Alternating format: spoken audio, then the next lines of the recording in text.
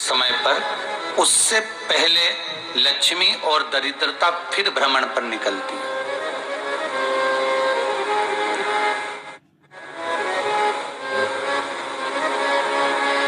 शिव भ्रमण कर कर जब वापिस आ जाते हैं, हिंदू धर्म में पीपल के वृक्ष की जो गणना वराह पुराण में करी गई है, 4 बजे से 7 बजे तक शिव के भ्रमण का समय बताया है शाम को। तो 7 बजे से लेकर फिर रात्रि 9 बजे तक लक्ष्मी और दरिद्रता फिर भ्रमण पर जाती है।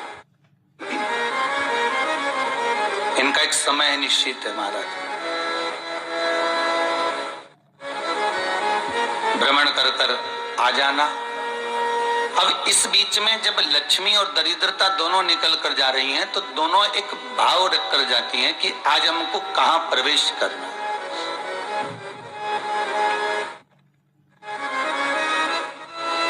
आज हमें किस जगह पर प्रवेश करना है, आज हमें कहां पहुंचना है, आज हमें किस जगह जाना है।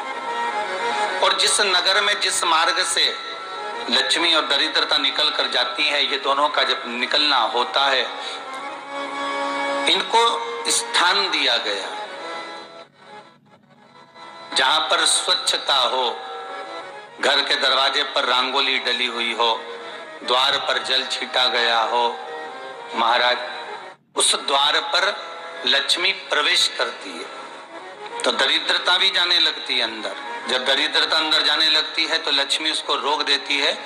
पहले मैं देखकर आती हूं कि तेरे लिए स्थान है कि नहीं, तू यहां रुक।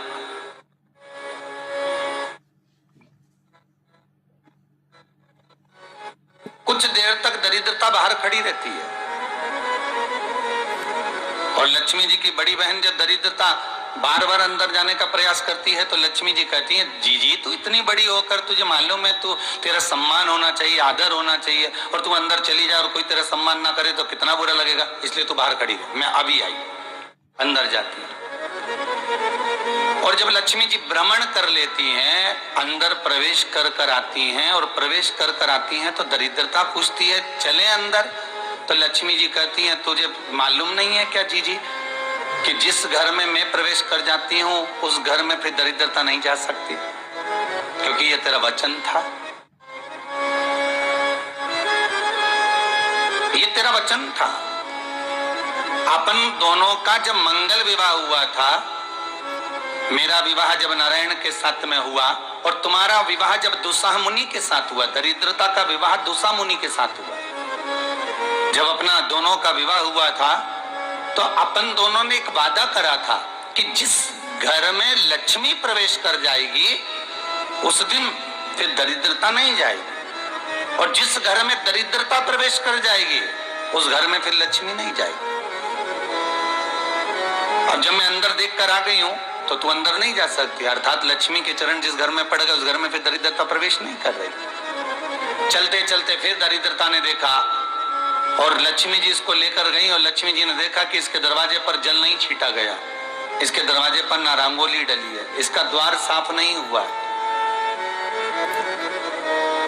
इसके द्वार पर दीप नहीं है, इसके द्वार पर कलश नहीं है, इसके दरवाजे पर ढेर सारा कचरा पड़ा हुआ है, कोई श्वान कोई कुत्ता गंदगी भी कर कर चला गया है, कहीं बिल्ली ने गंदगी कर रखी है, कहीं जीवों ने कुछ गंदा गिरा रखा है। तो फिर लक्ष्मी जी कहती है, जी अब मैं होकर आ गई थी ना, अब तू जा, तू होकर आ। और दरिद्रता प्रवेश करती है तो अंदर जाकर क्या देखती है दरिद्रता कि इतनी सवेरे से मैं घूमने इनके दरवाजे पर आई और ये तो सब चादर तान के चकाचक गुर्राटा भर भर कर सो रहे हैं। तो दरिद्रता कह देती है, तुम्हारा भाग्य ही बेकार है, तो मैं क्या करूं, तुम ऐसे ही सोते रहो। और दरिद्रता गुस्से में बाहर निकल कर आती है, लक्ष्मी से कहती है, लक्ष्मी तू इसके घर में जाना ही मत ही। तो दरिद्रता को कहती है, जी तेरी बात नहीं मानूंगी क्या मैं? लक्ष्मी जी बोली, मैं तेरी बात नहीं मानूंगी, बिल्कुल नहीं जाऊंगी इसके घर में, तू चिंता मत कर, चल आगे चल। फिर आगे बढ़े। ये लक्ष्मी और दरिद्रता का प्रवेश। आपके घर का द्वार आपके घर का दरवाजा। फिर निवेदन करूंगा एक बहुत सुंदर बात, हमें महाराष्ट्र से सीखना चाहिए, हमें साउथ से सीखना चाहिए, दक्षिण से। जिस समय पर भक्ति देवी यमुना जी के घाट पर रो रही थी अपने पुत्र ज्ञान और वैराग्य को गोदी में लेकर, समय देवऋषि नारद ने प्रश्न किया था कि तुम कहां पर पोषित हुई हो,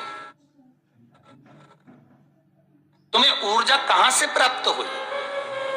तो कहा मैं गुजरात से तो चली हूं। और वहां से चलती चलती भक्ति देवी कहती है मैं बहुत दुखी होकर, बूढ़ी होकर, द्रवित होकर, बड़ी दुख में वहां से चलते चलते जब मैं महाराष्ट्र में पहुंची तो मैंने वहां जाकर देखा कि वहां पर लोग हर पल हर घड़ी ब्रह्म मुहूर्त में उठकर स्मरण करते हैं, नाम जाप करते हैं और दरवाजे पर जल छीट कर रंगोली डालते हैं।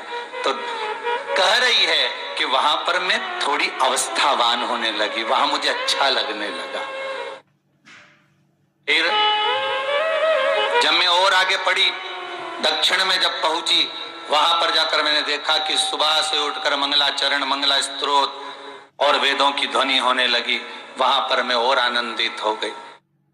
हमें कुछ चीजें महाराष्ट्र से सीखना चाहिए कि वहां रहने वाले जो भगत हैं, वारकरी संप्रदाय के जो भक्त होते हैं, वैष्णव जो धर्म के भक्त होते हैं, उनका नियम है सवेरे के समय घर में पानी है कि नहीं है, पर जब भी वो घर का दरवाजे के बाहर थोड़ा ना थोड़ा पानी तो छींट ही देते हैं। और छींटने के बाद फिर वहां पर अपने यहाँ तो दिवाली पर रंगोली बनती है जी, और वहां पर रोज की रंगोली बन जाती है कि कभी हो सकता है परमात्मा राह भूल कर हमारे घर में प्रवेश कर जाए, इसलिए वहां प्रतिदिन की रंगोली,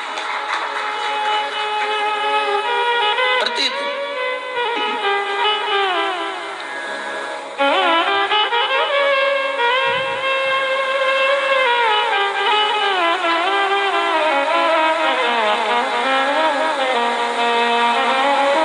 सीखना चाहिए थोड़ा सा। आज के जमाने में तो बहू अपने कमरे की झाड़ू लगा ले, वो ही बहुत बड़ी बात है। हो खड़ी खड़ी बहू ये देखती रहेगी कि नौकरानी सही से झाड़ू लगा रही, वहां से लगा के लाओ, इधर से हेड़ के ले जाओ, वहां से कचरा सोरो, वहां से पोछा लगाओ। खड़ी रहेगी, उंगली से बताती रहेगी, पर इतना नहीं बनेगा कि सेविका से, नौकरानी से, दासी से कह दे कि तू मम्मी पापा के कमरे की लगा ले, मैं मेरे कमरे की लगा लूंगी, तू जा उधर।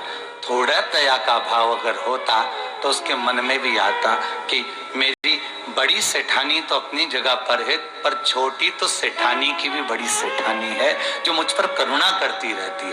पर बड़ी तो कहे कि बेटा रहने दे, तू उधर ले जा, जब भाभी के कमरे में देख ले जा, उसके बच्चों का बड़ा फैलारा रहता ना, तो उधर देख ले जा, तो जरा उधर, माँ उधर भेज रही है।